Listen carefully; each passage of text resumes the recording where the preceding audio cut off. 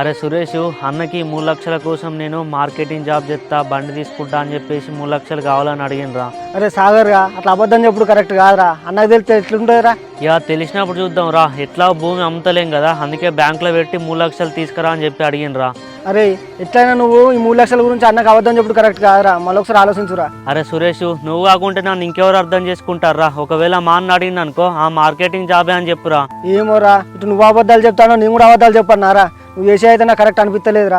మా అన్న ఎట్లయినా నిన్నే అడుగుతారా. ఎట్టి పరిస్థితుల్లో ఈ విషయం మాత్రం చెప్పకురా. చెప్తే మాత్రం మన ఫ్రెండ్షిప్ మీద ఒట్టేరా సురేష్. ఇక ఏమండి, లోన్ శాంక్షన్ అయిందా? డబ్బులు వచ్చినాయా? శాంక్షన్ అయిన సంగీత మొత్తం 5 లక్షలు వచ్చినాయి. 5 లక్షలా అండి? అట్లయితే 2,50,000 సాగర్కి ఇస్తే అయిపోతుంది కదా. అవును సంగీత. ఏమండి, అత్తమ్మ కాల్ చేసి సాగర్ తీసుకొని రమ్మనండి. ఇక అత్తమ్మ ముందే సాగర్కి 2,50,000 ఇచ్చేయండి. సరే సంగీత, ఈ డబ్బులు లోపల పెట్టుకొని ఫోన్ చేసి రమ్మంట వాళ్ళని.